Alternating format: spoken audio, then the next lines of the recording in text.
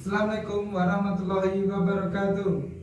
Perkenalkan, nama saya Idransyah Mewardi dari Universitas Muhammadiyah Karanganyar, Prodi Ilmu Komunikasi, ingin membahas tentang partisipasi politik. Apa sih partisipasi politik itu?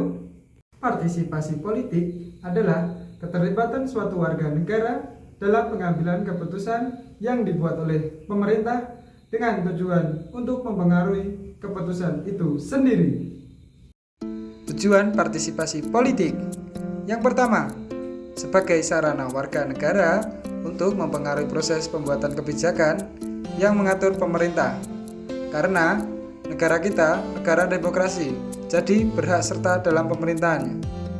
Yang kedua, sebagai ekspresi eksistensi individu atau grup pemerintah yang terlibat politik. Sebagai contoh, mahasiswa memiliki eksistensi dirinya dengan aktif dalam berpolitikan, dengan melakukan demokrasi tingkah salah penyalahgunaan dalam pemerintahan. Yang ketiga, sebagai alat untuk mengontrol rakyat dan warga negara, terutama di negara-negara yang pemerintahnya otoriter. Yang keempat, ada pembuka lapangan kerja. Pemilu yang diadakan 5 tahun sekali secara tidak langsung menciptakan lapangan pekerjaan meskipun hanya bersifat sementara. Contohnya, panitia pengawasan pemilu. Oke, next ke piramida partisipasi politik. Yang pertama, aktivis adalah orang-orang yang aktif dalam berpolitikan karena itu pekerjaan mereka. Contohnya, pejabat umum dan pejabat parpol. Yang kedua, ada partisipan. Partisipasi yang biasanya adalah petugas kampanye aktif dan partai politik atau kelompok kepentingan. Yang ketiga, ada pengamat. Merupakan kelompok yang hanya mengamati dan memberikan tanggapan suara pemilu dan mendiskusikan masalah politik dalam perkembangannya. Contohnya, diskusi politik antar mahasiswa. Yang terakhir, ada orang-orang yang apolitis. Adalah orang-orang atau kelompok yang tidak mau sama sekali dalam berpolitikan.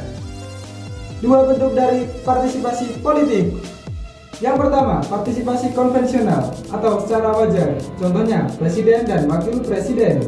Yang kedua, partisipasi non-konvensional, contohnya demonstrasi.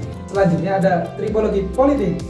Yang pertama, partisipasi aktif, suatu partisipasi yang berorientasi pada proses output dan input.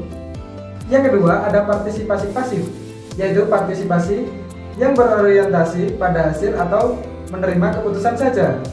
Yang ketiga, ada partisipasi golput, suatu kelompok yang bersifat apatis yang menganggap sistem politik itu ada suatu penyimpangan atau kekeliruan. Mungkin itu saja yang bisa saya sampaikan, kurang lebihnya mohon maaf. Wassalamualaikum warahmatullahi wabarakatuh.